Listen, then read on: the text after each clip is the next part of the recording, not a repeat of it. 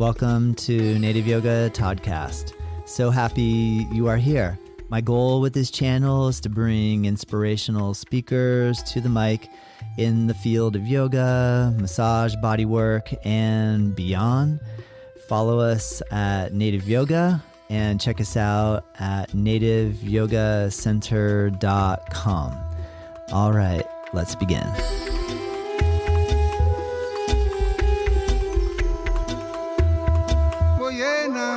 Welcome to Native Yoga Toddcast. I have the pleasure of bringing Anne-Marie Gordon to the show today. Anne-Marie is just amazing. I can't even believe how many incredible people this podcast platform is enabling me to meet and bring to you, and I hope you're enjoying it. The website, I have two websites for you to visit her: soulfirestudios.co.uk, and then her personal one, hotyogaалchemy.com.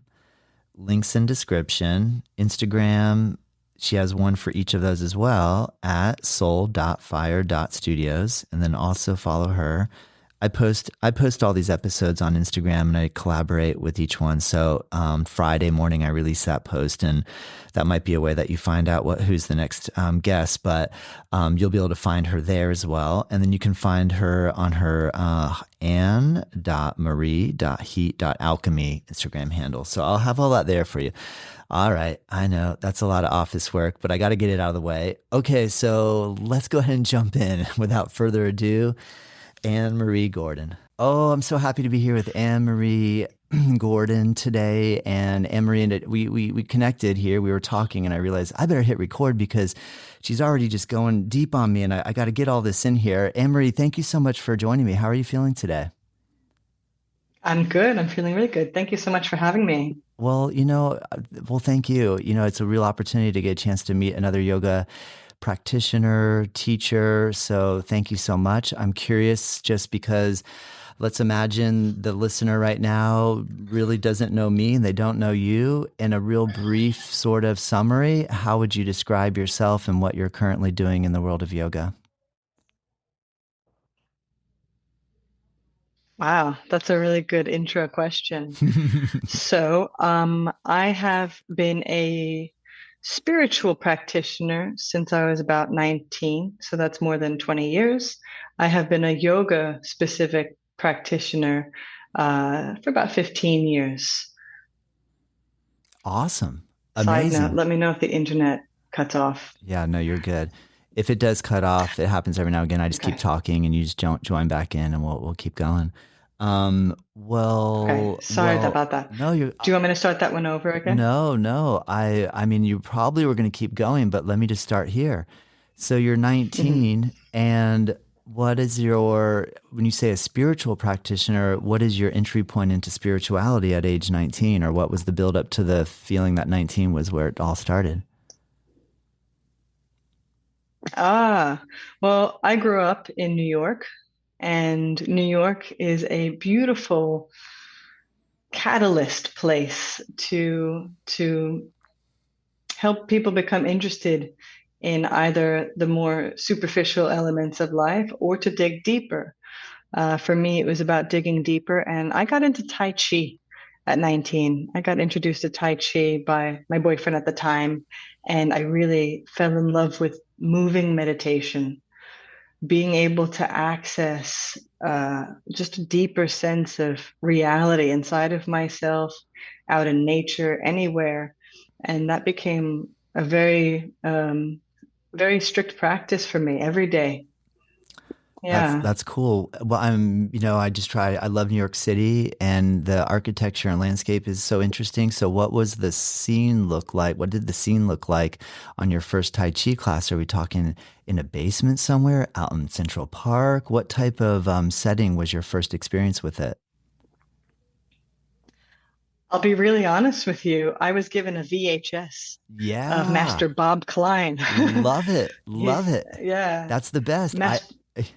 Isn't that a funny? I hear you. That's how I got introduced to Ashtanga yoga, VHS tape. I plugged it in. I started watching and going, "Oh my Lord, this is amazing." So you start practicing in your apartment, and then what was your? Actually, I started practicing on my own when I was studying in Buffalo. Okay. So it was about my second year of university. I studied at Buffalo. And again, like I said, my boyfriend at the time gave me the VHS, and I was like, wow. And this is Master Bob Klein from Long Island, New York. And I really got into it. I put the incense on and just moved. And yeah, I really fell for it. It was really good. That's And awesome. then I actually translated when I moved back to New York. I moved in with my grandmother, who has a little bungalow in Queens at the time. And she had this beautiful oasis of a backyard. It was just covered in greenery and really like quiet. So I would practice out there in the mornings. Very Yeah. cool. Love that visual. Awesome. And so now you said you've been practicing yoga for about 15 years and but you're located in Sheffield, England. You have a studio called Soulfire Studios. And so I'm curious, what is your trajectory for moving to England, opening a studio, and then being that Dharma Mitra is in New York City, what was the order in relation to you being in England and you studying with him? Yeah. So I'm originally from New York. So I was still living in Queens at my grandmother's house after I graduated from college and did some traveling. So really, I got introduced to hot yoga, go figure, on Long Island. And I really fell for that also because it really gave me this access point of like the moving meditation, like Tai Chi, but also this challenge, this tapas, this focus challenge of the heat. And my first teacher out on the island, she had already done her trainings with Patabi Joyce, Bikram, and Sri Dharma. So I got into the Dharma crowd through her because I just jumped in for the teacher training, practiced for a year solidly and was like, hey, maybe I'll do this because I was essentially dating my now husband. So, long story short, I studied abroad in Sheffield, UK, back in the day as part of my English degree. And so met loads of friends and we did a little long distance relationship. So while I still lived in New York and I was working out on the island and practicing hot yoga, I did the training and my teacher training group, we went into the city and went to some Mahasadhanas with Dharma, and we were all just like, what? Oh my God. This is back in the day when Dharma's classes were like, it was like 200 people, Mahasadhana, and it was hardcore, a bit it was faster back then, faster, very dynamic, multiple back bends, multiple inversions, and really just going for it. So I was really amazed because it was this classical yoga lineage, and I was learning about yoga and Patanjali's Yoga Sutras, and I was really just becoming very immersed. And I feel like joining the yoga community, whether it was hot yoga out on the island and the Dharma community in the city, gave me this pathway from my hometown, to England, because a lot of my upbringing in New York, was a bit fractured. So coming to the Dharma Center specifically, especially just before I got married and moved to England, I had already come to the Dharma Center multiple times. And I was getting this feeling of, oh my God, I really need to be here and spend more time. This is my teacher. And then I moved and I was like, ah, but it was okay. It's hard to move countries, always. But because I was given some foundational level stuff from my first training with the hot yoga teacher out on Long Island, I just started practicing. I just kept my practice going. I kept reading, and I was like, I need to do my next training with Sri Dharma. So it took me about 2 years. I just started teaching hot yoga here in Sheffield, like in my house. I made like a mini hot studio. I met another teacher, so we would practice together. So very much your starter style yoga teaching journey. And then it was 2014, I think, that I did my 500 hour with Sri Dharma.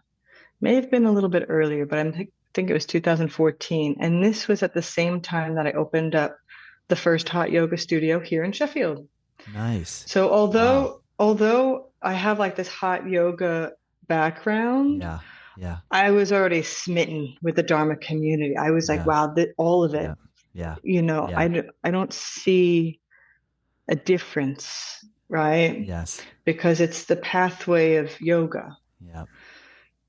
So yeah, Hot Yoga Sheffield, 2014, opened that up. First hot yoga center here in the city. And there Wow. was yoga here, but it was very underground. It Yeah. wasn't like Yeah. in the US Yeah. where you could find yoga studios everywhere. Yeah. And yeah, and then I did my 500 hour with Dharma and oh man, I went deep, even Yeah. deeper, you Yes. know? Oh my gosh, I love hearing all this, Anne Marie. That's so cool to hear how one thing Yeah. led to the other. And I also really appreciate your just like you like it so much and can find the beauty in each of it that you don't have to create a like this is better than that and or because sometimes we can get very like my yoga is the right yoga and their yoga I'm going to make fun of their yoga because and that's a weird thing that happens in everything, not just yoga, right? So I agree with you. I had a similar sort of trajectory in relation to having hot yoga be one of my first hatha yoga experiences and falling for it head over heels, and then transitioning around and finding that passion for like it's all amazing if you apply yourself, Mhm. right? So that's so cool. Well, now when I read your website name, you have one studio, correct? Do you have multiple studios? What? So yeah, so that was just the first part of the story. So we wound up creating two studios at one point, and Wow. then I split from my business partner, and then I rebranded the studio that I now have, which is Soulfire Studios, Wow. and Uh, it's quite a large operation. So yeah. oh my gosh, amazing. Well, I have a lot of questions for you because I'm so curious about what it's like to own more than one location. Should we do it as yoga studio owners? My wife and I have had this studio for 20 years, and I feel like if I tried to open another one, it'll split me. It'll pull me out of putting my full energy and attention right here. So I want to ask your advice. What should I do? Stick with one and get really good at it and stay good at it, or split myself into multiple locations? I feel like this is the quintessential capitalist question. There's Thank you. certain reasons Yeah. why one would Yeah. want to do no, there's a reason why you would want to multiply yourself, right? Hmm. But let's look at Sri Dharma as an example, Yes. right? Right. First of all, you said people would say to Dharma, "What style of yoga is this?" He's like, "It's yoga." But over the past 50 plus years, it's now got to be identified a little bit. He calls it Hatha Raja Yoga. But look at what he's doing, right? Ultimately, he has made a name for himself in the yoga community because of his dedication and devotion to yoga. And there's now maybe Dharma yoga studios around the world because people like to adhere to his lineage and the way he teaches. I think that's a really beautiful way of kind of spreading your word. But equally, he teaches us himself like, he doesn't own it. We don't own yoga. First of all, it's been gifted to us by the lineages of the East in India. And so coming back to your question of, okay, who you are in your dharmic path, in your path of devotion and your spiritual offerings, right? It's beautiful.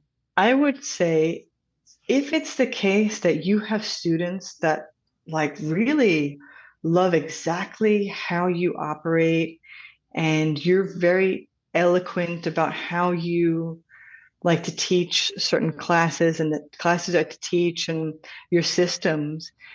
If you can replicate that and have somebody else operate another studio under the same or similar name, then go for it. I would actually say it's easier to do that in the US than the UK. In this town, for me, it was an entrepreneur's paradise because it's not as expensive as New York, right? And London, obviously. I'm not in London. We're in Oh, the but north, that's what I mean. dare Like, I and say. obviously London is Oh, way but more expensive than Sheffield, I'm guessing. oh yeah, Okay. yeah, Okay. exactly. Sorry. So Thank you New for, York, London, yeah. comparable for Cool. Cool. sure. I just wanted to double check. Thank you. And the reason why I said capitalist was because, in the business world, this is all we hear. Franchise, have another location because this is how you make more money. And of course, yes, how you share more of your love and your offerings for sure. Okay. But remember, who is it that operates the services? And what are we able to give them? Right. And ultimately, a lot of people really want to feel that they have some autonomy, that they're able to contribute creatively. Very often, they want their own thing. And in the US, people are very used to working for companies and identifying with that and being okay with that. Since I've lived in Sheffield, a lot of people like might do that, and but when they work for a company, they go, they sign in, they do their work, and they go home and they leave it. Being a yogi is all encompassing. It's not just a job you go to and then clock out and go home.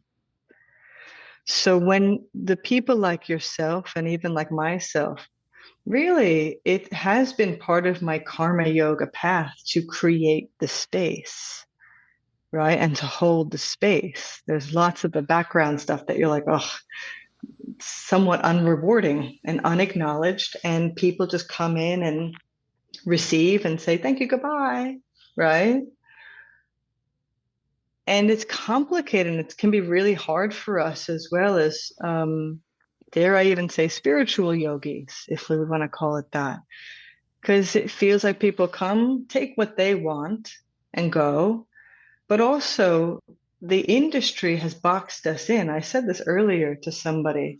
The industry creates an idea of what the general public want from yoga. And I'm putting my air quotes on. And that's when we have to play the yoga business game. So when you talk about having multiple locations, that's the yoga business game. And for me personally, you know, it, it just happened to be my circumstance that I had a business partner. It didn't quite work out. The circumstances, we each had different priorities. I really wanted to do more, and when I had the energy, if someone's having a baby or raising a young family, that's not as easy for them to participate in that. So it really just depends on who you are, where you are in your life, and what you want. But if you have a community around you that really loves what you do, and there's teachers who just want the autonomy to take your influence into a new location, and you have the ability to fund that through your company, great. But don't try and do it yourself because, yeah, you spread yourself too thin. And then you have to systematize it and it has to be very specific. And then you're having to play the marketing game. And I suppose it's just what you need, What do you really need? Wow. Great answer. Amory, great answer. You touched upon so many different facets of studio ownership.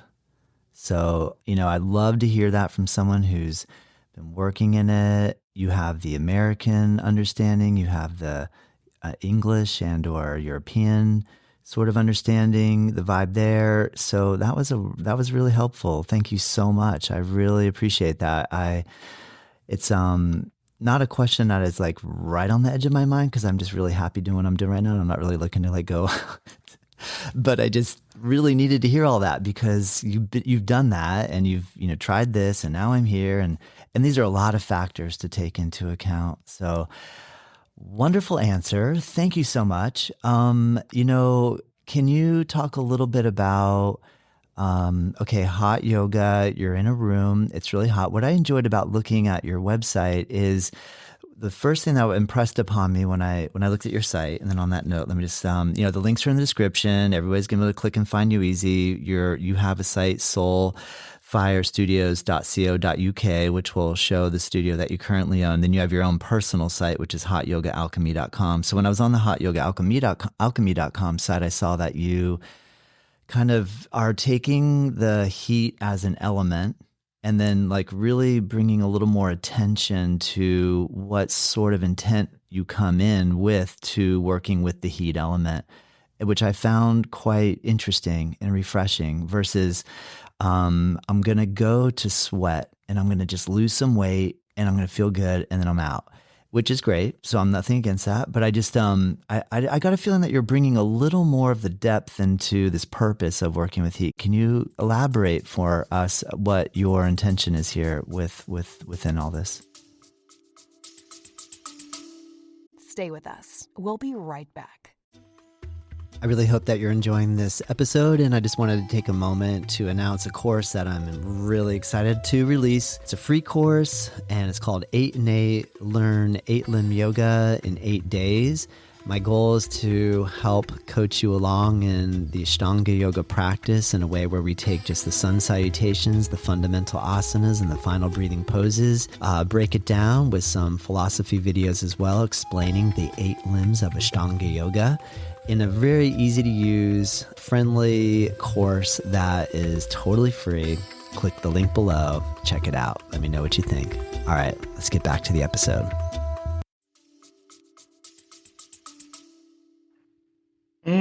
I love that you asked that. And I'm so thankful that you received that from looking at the website. Yeah, first You're glance. 100% Thank you. great. Good You're job. 100% Good job. right. That's not easy to do. I was impressed. Yeah, thank you.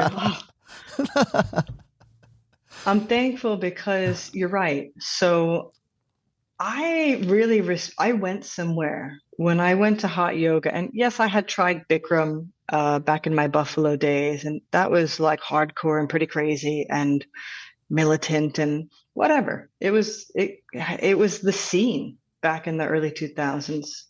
It's so classic. But when I moved, Emery, I gotta stop you. What's so classic? Because now there's a chance you and I have a connection that we didn't know about because my wife and I used to own or co-own a Bikram yoga studio in Mira Mesa in Southern California in San Diego between 2002 and 2005.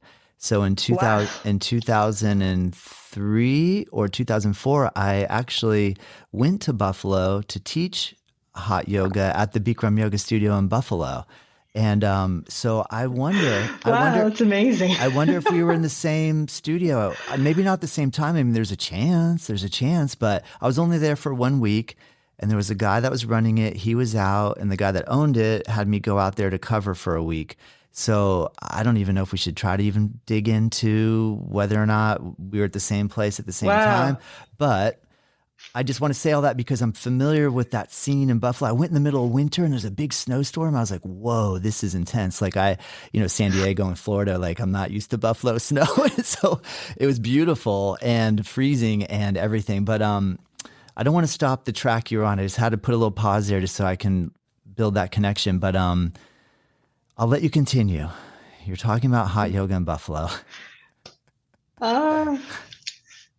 Well, hey, man, that's awesome. I don't know if it's the same time that we were there. I would have been going there maybe around 2006 or 7, but Okay. I'm pretty sure it would be the same studio. I think it was like an upstairs Yes. kind of thing. Yep. Yep. And I only went there like a handful of times with one of my friends Okay, who was going. cool. So she got me into like the heat, Yep. and I was like, oh, okay, cool. And I don't know anything about who owned it or whatever, but Understood. Yep. that's pretty funny. But Yeah. Okay. you went to the rough buff in the winter, Rough hardcore. But when I came back from my travels and graduating, when I came back to New York, I was going out to a place called Yoga Oasis on Long Island, and it was sweet. It was like second generation Bikram, where it was very similar to the Bikram sequence, but she added in a little flavor. Again, she was an Ashtangi, a Dharma yogi. You know, it had incense and great music, and it was not carpeted. And I was like, "Ooh, I'm digging the vibes," you know? And I thought it was really cool. And around that time, it was like, you know, if it's not organic, it's satanic, you know, go vegan and rock and wellness. And I was like, this is so cool. I really enjoyed the energy of it. And so I really got like very healthy. Like I really needed to kick some habits. And New York, you know, it's sometimes life can be challenging. We find all the bad habits, don't we? So I found because of the heat. So your question was about really morphing hot yoga from its Bikram traditions to what I saw at Yoga Oasis, this kind of like cool, this fuse, this um, honoring the yoga lineage style in the heat energy and living the healthful practices of yoga, right? Being mindful about what are you eating? What are you putting in your body? What are you buying? You know, what are we supporting through our ethics? So I learned a lot about that. And again, through Dharma as well. But really, since I started teaching here in Sheffield, opening the first and then the second businesses, you know, I brought a lot of the ethos. I was well into like, you know, I still am, but, you know, veganism, high raw, juice, I call it cleansing, right? And I brought these into my business because, you know, as a native New Yorker, every time I go back, I'm like, whoa, check it out. This nice juice recipe. Oh, everybody likes the activated charcoal nowadays. Okay, cool. But fast forward to now, I had to really take a stand with hot yoga because when we brought it here to Sheffield, there were people who had traveled to Australia and America and had done Bikram and like, great, I love Bikram. Is this like Bikram? And we're like, yeah, it was like very similar. But don't worry, you don't have to wear booty shorts. Like it's fine. Don't worry, like just do the best you can. It's okay. And as it evolved, you could tell because nobody in this city was hot trained other than me and my business partner at the time. And we actually had a Canadian girl who had done, I think there was, I always forget if it's Anusar, there's another hot lineage one from North America. There was only like the three of us who had trained in the heat. So had a general idea of like the vibe that you want in a hot yoga experience. So I've literally done that since I've landed here, November 2011, you know, charging 10 pounds in my living room to turn the heat up and get the Nice. moisture up. So Yeah, it really yeah. felt like that. Yeah. And I think that's the secret to my success, even to this day. Hot yoga works and it sells. And I'm saying that like tongue in cheek as like a cheeky businessy I style New understand. Yorker, No. but I'm not selling a gimmick. I'm not buying into the BS of sweat it out, detox to retox, and push further, go further back, you know, the dialogue, whatever. Yes. In my hot yoga training that I've run for the past 5 years or so, I've basically cultivated my own sequences. I call them vinyasa fire, hatha fire, to differentiate a more static style, a more dynamic style in the heat. Because what I noticed was that here in Sheffield, you could have any teacher saying, "Oh, yeah, yeah, I'll teach. Oh, yeah, I love the heat." They come in, they have no idea what's going on with the temperature. They get a little bit sweaty. They start to freak out and open the windows. Or they just teach a random high power vinyasa class with no mention of the word that it's nearly 38 to 40 degrees Celsius in the room, almost 100 degrees. You're like, okay, we're all missing something here. Yeah, that's And a no really good offense to point. the Bikram Yeah, scene, but yeah. there's no heat safety protocol. No, I was a So, victim of that. I say that tongue in cheek, but when I trained with yeah, Bikram, I went into full dehydration mode, and he should have sent me to the hospital and got an IV, and I suffered, man. I suffered so hard. So I agree. And the ethos in that environment was, he tried to kill everybody, like literally, like he tried to, he would say it. He'd walk in and be like, "I'm going to kill you," and everyone would be like, "Oh, that's funny." So I agree with you, and that's so fascinating because then I know people that will try to teach full style Ashtanga primary series in a 100-degree room, and that just feels like that's too much. That's too much because Ashtanga is already the way it is to generate heat. So then to like add heat on top of heat, I find like I usually warm our vinyasa classes to 90. It's not as hot as 100 for sure, but I do like warmth, but I just don't want to yeah, fight the heat anymore. Like I feel like, because a lot of times students will come in and then all we're doing is coaching them just to hang in there. And I promise you won't die. I promise you won't. Really just lay down. Don't leave you know what I mean? That old kind of Bikram style, like don't leave the room. Don't drink water. Don't use a hand towel. Keep your toe, what I mean? It's so intense. It's like, whoa. So to be able to be in the heat, but have an instructor who is caring and compassionate is a really cool combo. What do you say? absolutely. And I love this because you figured it out on your own, just like me. Yeah. I was thankful Yeah. because my old business partner, she was very much science based. So she really wanted to know what's going on. So I did learn a lot from her on that realm. Yeah. And I'm very much more an experiential learner. And you're right. Like I love the heat. Let's utilize it. Let's acknowledge that it's there because it is. Yeah. And not only be compassionate to the student's experience, but also use the trainings that we've all been doing over the past 15, 20 years. So, for example, I would call my hot yoga training a trauma informed training, Oh, that's cool. right? Yeah. Because if you brought somebody in who has any sort of nervous system dysregulation, and you heat them up to 110 degrees, watch out. Great Because point. Great if point, it's their Emery. first time, Yeah. they're gonna blow their top. So Yeah. I love how you said, right? Same for us, vinyasa. I use Celsius now, man. I've been here so It's cool. many Use years. Celsius. Use it. I need to keep my Celsius up, so use it. It's cool. So I would do the same for Vinyasa Fire. I would just put it from, I don't know, 35 degrees, maximum 37, 38, right? Because you're generating the heat from the movement, right? Yeah. Yeah. Hatha, because it's more static, you can push them up to like 40. I have a really good, it's a humidex chart that I bring in the training to Cool. show Yeah. people. You have to understand how heat and humidity work as well in the room Yeah. to create the felt experience. And this is just, again, everything I've learned in like 15 years of teaching and running at the studio.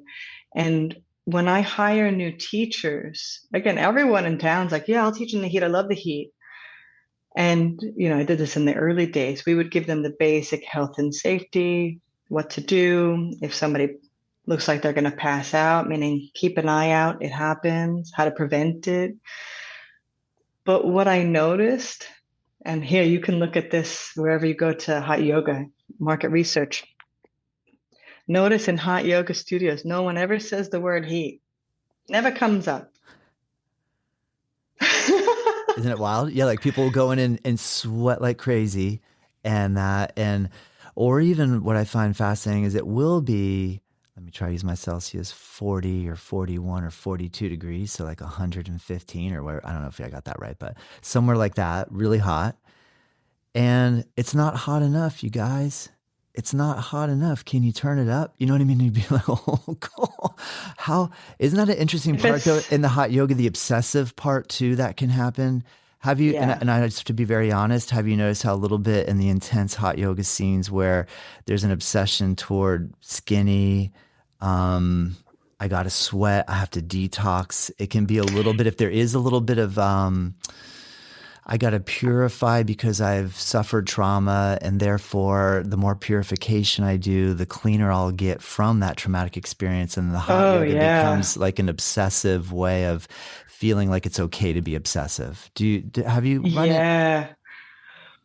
I noticed that, again, this is what I know in the US. Like, I can look at the US from the outside because I don't live there full time Yeah, I anymore. appreciate But that. Yeah. when I was in my teacher training circa 2011, you had the ladies who didn't eat, they were on the oxy pills, they would go out for liquid lunch, probably alcohol. They were probably drinking water too, but they would wear the sweatshirts inside and they would stick thin. And I was like, oh my God. And, you know, coming to a place where hot yoga is not like the thing, and people are like, well, how can this help me? But you know that's so that interesting. you have a whole city that could really benefit from the benefits, the health benefits of hot yoga. How do you do this to someone who's, I don't know, a little bit overweight, very self-conscious, you know?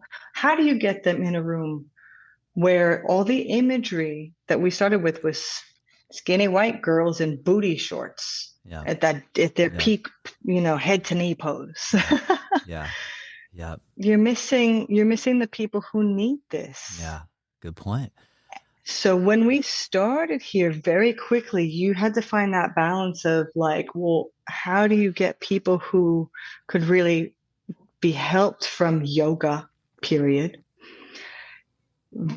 instead of scaring them away, right? And again, the language about, you know, it was 15, 20 years ago, the language back then was weight loss and things like that. But we've kind of evolved from there. You know, we're not here to body shame people and say that you're not fit enough to do this super fit athletic thing. Well, how do you start then? So it became super exclusive in the imagery way. So when people started to realize that we're pretty homely, we're cool, you know, come hang out and, you know, whatever, try the intro offer. Our studio started off the whole scene for an intro offer, memberships, class passes. People in the yoga businesses here never did that. Interesting. You know what I mean? Interesting. What is like more of a drop in base? Like if somebody wants it, they'll come, and I don't need to pressure and try. And I don't even think packages are necessarily a pressure thing. It's, I mean, can't you see the benefit of the commitment? You know, when someone commits and there's an expiration, they go, well, I don't want to lose that, so let me do it, and that can encourage. But I do understand what you're saying. It's that is a mind shift, isn't it? Yeah, and that's where I found the yoga scene, like people will accept it from the gym here, right? You have the intro time period, but in the yoga scene, it was very much like, oh, the first class is free, right? Or yoga doesn't cost anything, right? And you're like, nah, mate, get in, and you got to pay. Yeah, this rent is right? This rent if you're is high. paying for something, it means that you just, you know, it also means you're committed to the practice. And this is where we get into the beauty of hot yoga. It really helps people to get serious about a yoga lifestyle. Right? That's cool. So you're really recognizing the gateway aspect of hot yoga then too. Like if somebody gets excited from hot yoga, that might translate into a lifetime of continued yoga development. Yeah, That's cool. I'm sorry, I didn't mean to cut you off. absolutely. I just And I had a moment that's there. what we Yeah. found. Yeah. That's awesome, No, Anne it's Marie. I perfect. love It's hearing all. perfect. I Thank love you. it. Thank you. I love it too. And Thank you. so this is where we we've had to learn. We've all had to learn like how people's minds work. Everybody is bombarded by the commercialness or commerciality of yoga and how it's accessed. So we've had to learn how to play that game a little bit. But likewise, we genuinely want people to experience what we've experienced through the practice.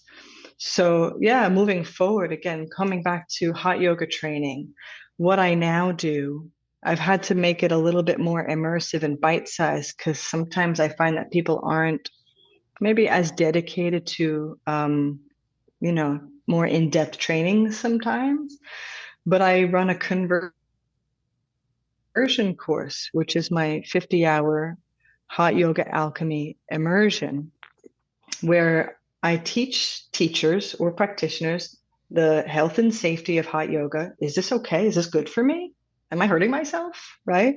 To be sweating every day?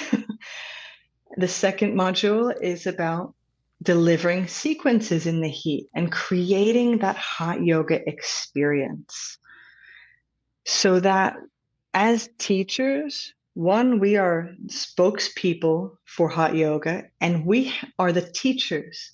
Teach them that it is yoga. Because another thing 15 years ago was the traditional yogis being like, that's not yoga, because it looked super gimmicky. I get it. I can see where they're coming from. But my experience, after all these years, I still love the heat. And as you saw on my website, we use it now to alchemize. We say, yes, welcome everyone. This is your space. Once you step into the heated room, your practice begins. Start to notice how your body is responding to the warmth you feel. Creating that safety in yourself. You take care. You can still feel your bodily needs to drink water or to go pee. That's okay. They know how to resource themselves. And we don't ever say, you can't leave the room or can't drink the water. You have to give people the permission so that they trust you and they trust the practice. Because then as you move, you say, come on, you can do this. Yes, one more and push and try this or whatever.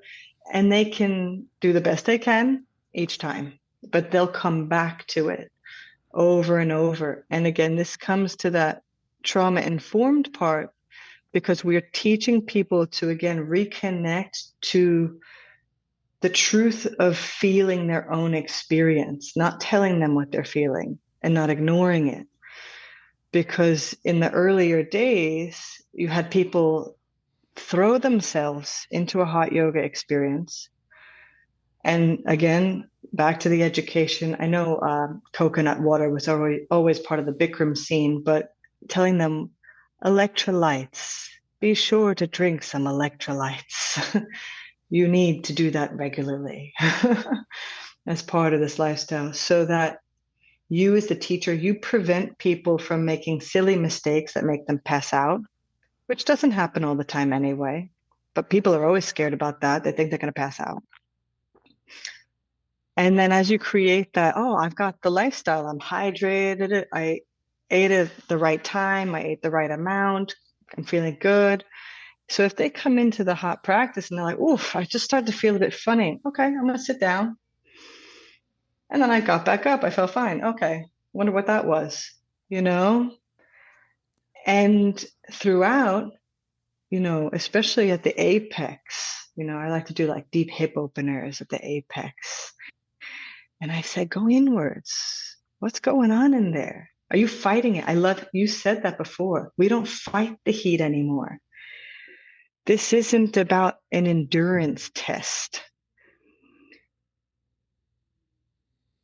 This isn't about how long can I stay in the cold plunge for. No, this is be with it and recognize in the depths of that heat, the part of you that is the witness, right? The consciousness. It can feel what you feel. It can witness any thoughts or no thought, right? And I always say, just let go. If there's anything that's remaining, that's if you're holding it, you're fighting the pose, you're fighting the heat, right? And yeah, we let the heat help us move energy. I think it's a wonderful catalyst. And I have a third module to my training that, if anybody's ready for it, I'm more than happy to deliver. I'd love to take it to America. I'm going to go to New York maybe this summer. But it then goes into remembering how other cultures have used heat for healing and spiritual purposes. And that's where we come back around. How is hot yoga not yoga? Right? We're remembering different ways of accessing yoga as a state of being versus just a movement practice, And that's where I think that's the alchemy, that's the magic. Wow. So I'm going to keep going. Oh, that was amazing, Anne-Marie. I thank you so much for elaborating on that. So well said. And I love the depth that you're bringing to it. I think you're the first person that's explained it in such an eloquent way for me to understand. Like sometimes we see opposing things that we think are oppositional. Like you've taken 2 modules, hot yoga, trauma-informed yoga, and put them together in a way where it's harmonious. And so again, in all of our yoga communities, we find that there's the trauma-informed community that might say, don't go to that hot yoga class. Now, if it's taught the way, like you're saying, it was taught 15 years ago, it's probably not a good idea. But the way that you're bringing the trauma-informed component in, all of a sudden it's a brilliant idea. So Thank you so much. I think what you're doing is really cool. I really appreciate the artistry that you're bringing into it. So amazing. I think it's great because I'd love to learn more about your studio, because if you teach in the heat, like it's beautiful, right? And again, Dharma taught me everything I know about the in-depths of yoga, what it is and what it isn't, philosophically. And from what I understand it to be, is not creating separation. The second I say, well, the way I do it is different than you, or my truth versus your truth, and you're like, but that's separation. That's creating separation. And I'm even learning over the years to not undermine the intelligence of the students that come in, and other teachers and new teachers. You have to tell them, you should know better. We all know better now. We've learned a lot in 20 years. But it doesn't mean I have to walk away from hot yoga, because that's like saying what I received wasn't true. But I'm so thankful. I'm so thankful for all the lineages and the teachers I've had and everything I learn. My job as a teacher myself is to integrate it. And if it can be applied to what I do on a daily basis, then great. But yeah, I'd be really interested in taking this training to different hot studios that are open to it, because I also find that, I think that can be a bit of a touchy subject, because people are once they're doing the work, they don't need the training to do the work. Do you know what I mean? Mm-hmm. And I'll even say here in the UK, there's some franchises that are very popular and they use the heat. And I looked into, what sort of training they offer. And it's just, this is the sequence. Get in there, teach the people in the heat. Yeah. So I just feel like people are missing a trick. Yeah. Very cool. And sometimes all you have to do is just say it. I think you're right. Yeah, just put it in front so we can digest it. And this is where new ideas or ideas that we haven't come across yet, then our whole world opens up. What is something that you've read recently, Emery, that your whole world has opened up? What is a book or literature that you've come across that is opening your world up a little bit or a lot of it? Or maybe you don't have time to read. So right now? Yeah, like right now. I'm just really curious because you were talking about opening world and new ideas, and so we got to get new ideas. So we need to read. We have to read. There's so many great things to read. So I'm just curious, what's lighting you up these days in relation to new ideas coming from outside the box? I was gifted a really cool book that at first glance I was like, oh, I follow my integrity. I'm sure this will be whatever, not news. I think it's called The Way of Integrity by Martha Beck, Okay. or The Pathway to Integrity. And honestly, it's good. All right, cool.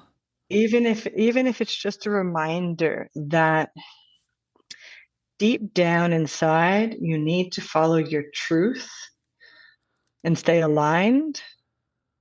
And that's how we embrace each other as brilliant angles of creativity. Yeah. I don't know how to put... recognize it in ourselves first. And by doing that, that opens the doorway to see it in everybody else. Yeah. It's like, I don't know how to put it into words, but I understand. Even though I said my truth and your truth before creates separation, but if I'm making aligned decisions that feel true to my integrity and my values, and I create from that place rather than destroy and cut people down and talk badly of other people, right?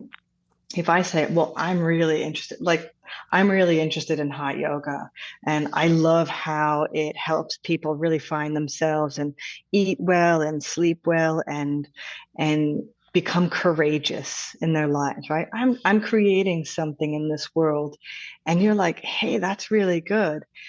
And I have to allow myself to be exposed to people who don't agree with me, and that's okay.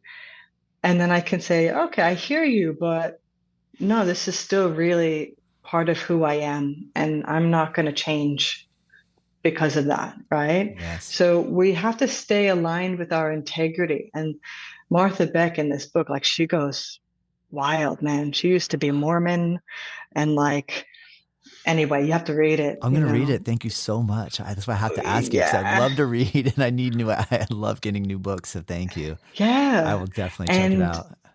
And it's really cool because here, the one challenge, she says, she did it for a year, but one challenge is try not to lie for like a day or a week or something, right? At all. This is about outside and inside. So for example, if someone's like, hey, do you want to come see this movie? And I'm like, no. Not been like, oh yeah, maybe. No, just be like, I don't know, that's not really my thing, but thanks so much. I really appreciate you asking me. Yeah. But basically, I'm good. I don't want to do that. Yeah. Or when someone says, hey, how are you? And you're like, I literally was just crying in the car, rather than being like, yeah, I don't know, I'll be right in a minute. Being just like, I literally was just crying in the car. Yes. And in yoga, we hear this all the time. Well, if I was to tell my truth, and yes, it's true, some people don't like your truth for many reasons. Well, it might hurt people. What does Sri Dharma say, right? Which one comes first? Nonviolence and then truthfulness, right? So, he says very nicely, use your intelligence. Like, if you don't want to hurt the person, then, maybe say it in a nicer way. But if you need to tell somebody something truthful and important, you're going to have to just, do the right thing at some point for yourself and for them. And sometimes it's hurtful, but the intention is not to be hurtful, right? Yeah. Yeah. So It's wild. So I'm That's trying to catch beautiful. myself in lies, like Yeah. even little fibs. Yeah. So I love it. Oh man, that's some deep work. That's deep work right there, Anne Marie. yeah. That'll take you deep for sure. That's a really good Yeah. recommendation. That's cool. Oh man, I'm so thankful. Thanks to Andrew. Andrew's been a real gem, and he's been introducing me to so many cool people. And I really appreciate you being so kind in your response when we reached out to see if you'd be a guest on the show. Prior to our conversation, Yeah. you mentioned you were hoping to start a podcast. I highly recommend it because you're a great speaker, and I think that you'll do amazing. So I really hope that you actually take the charge. Thanks. Go for it. Yeah. And so I guess with all that being said, and in the attempt to bring things toward a close, I guess, is there any other thing that you'd like to add to the plate before we wait till our next time where we can converse? I'm going to read that book and come back to you with some questions and ideas or thoughts or comments. Yeah. But I am aware that my internet's being funny, so I'm sorry about that. No, there was only like little tiny seconds, but we could hear. It was very easy, so no problem. Anything else you'd like to add? Okay. Yeah. So tell me about yourself and your studio, and where are you located, and maybe a little bit about your journey, if that's okay. Oh my gosh, yeah. Let me make sure. I'll make a. My wife and I have a yoga studio in Juno Beach, Florida, which is about an hour and 30 minutes north of Miami on the East Coast. I was born and raised here, but I've lived and traveled elsewhere. When my wife and I met, we met here in Florida and we started practicing yoga together. And we've been working together, teaching yoga together since 2001. And in the process of realizing, doing the Hot Yoga Bikram thing in California, we wanted to own our own space that was outside of that small window. And we had studied in India with Patavi Joyce. We came back and opened our studio, and we celebrate our 20-year anniversary here in this space in April. Wow. And it's been an amazing journey, and I feel so grateful. I feel like the realization I had this week is that I just want to bring people together to do yoga. And if we keep a common theme where we can all focus on a common goal, it doesn't matter what I believe, you believe, I stand for, you stand for. And when we have a common goal together and the community comes together on a common goal, then that's success. That's a form of union or yoga. And I'm just putting my attention on that and trying to let all the difficulties that arise with managing space and rents and business and all the stuff that comes with it. And that's great. And I'm going to keep doing it, and I can handle anything and bring it on. Nothing's too big. I can do it, but I just want to focus more on the community and just continue to focus on a common goal. And so that, in a nutshell, is where I'm at right now. So thank you for asking. It. Thank you. I love it. Well, thank you. I appreciate it. It's amazing. And I love this opportunity to meet. I feel like, to be able to talk and meet another yoga teacher who's been on the journey yourself. You've been on the journey yourself, and you've been trying so many different things and working it out and figuring it out. I learned so much. So thank you for sharing. And the feedback that I receive from listeners, and hopefully those of you listening, please reach out to Anne Marie. You're going to see the link down there, and click it and send her an email or sign up on our newsletter or something like that, or find us on social media. And I really appreciate it. I don't want to speak for you, Anne Marie, but I bet you really appreciate it too when people actually give you some feedback and say, "Hey, it was great," or if you don't like us, let us know. We're okay with that. We want to hear it too. I mean, you know what I mean? Like, part of the fun, even in responding, is like, I don't always want good feedback. Like, I had someone write me and say, Todd, your nose whistling into the microphone the whole time. It's really annoying. And I was so grateful that they wrote me and told me that. I was totally unaware that I was. And right now my whistle's not working, but I guess one episode. And so I was like, what is it? And I went back and I listened and I could hear it. I could hear this little high pitched nose whistle. And I was like, all right, cool. I can step over here for a while when I'm breathing. So, I mean, I'm bringing all that up because feedback is so important. And I really, Right? so, you know, I hope, give us feedback. Let us know what you think. We'll take the good, the bad, the ugly, bring it. We'll grow from it. Well, Todd, I think this is awesome. I really appreciate the fact that you've reached out and the fact that I'm learning so much about you just from this one interview. And also that you've asked really beautiful questions, and I can feel where you are in your life. And it's one thing that I'm receiving from you is this notion of you have so much. You have so much energy to give. You have the ability to share it, right? And like you said, you might not even realize how much of your attention and energy is holding that community space together. Just you being you and your wife being each other in that space, that's precious. And I feel like moving forward, the future for us yoga teachers is this connection, knowing that we can support each other, showing up in real time or on the podcast. And, you know, yoga studios and spaces are always welcome in the world because they come and they go and whatever. But not everybody needs to have one. And even for me, I feel like I'm kind of moving out of that direction, you know, in studio ownership. But as a person, as a practitioner, as someone who wants to teach what I've cultivated, I want to put my energy into just sharing that big nugget of what we talked about today. So the Hot Yoga Alchemy, you've actually just inspired me to, stay with the flame. It's something, perhaps just a little twist of something new that we can offer to the yoga community. But I think it's wonderful because you're doing a lot with this podcast and reminding people that, you know, yoga is alive and well. It doesn't matter how the fitness industry may shift and change, because yoga is not specifically part of the fitness industry. Yoga is yoga.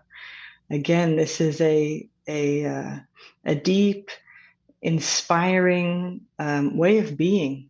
And I thought this earlier today on my run in the beautiful nature around me, that however your movement practice shows up, yoga will be there as a way of living and being. So I think just keep doing you, and let's definitely connect, you know, on the East Coast style. Oh man, thank you, Anne-Marie. Perfect. Thank you. Yeah, man. Thank you so much for having me, Todd. It's lovely to meet you. Thank you, Sam. Oh yeah, I hope you enjoyed that episode. What did you think? We'd love to hear. If you go to our YouTube channel at Native Yoga, subscribe, leave a comment and like, we greatly appreciate that. If you're listening on Apple, Spotify, or Amazon, leave a review, much appreciated. Please go to Anne-Marie's websites, send her an email to let her know what you think, and or comment on social media, and we really appreciate it. I would love to know what you think. All right. Until next time, have a great day.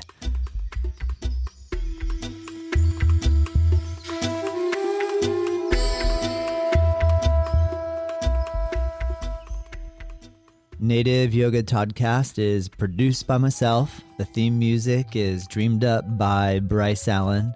If you like this show, let me know. If there's room for improvement, I want to hear that too. We are curious to know what you think and what you want more of, what I can improve. And if you have ideas for future guests or topics, please send us your thoughts to info@Native Yoga Center. You can find us at nativeyogacenter.com. And hey, if you did like this episode, share it with your friends, rate it and review, and join us next time.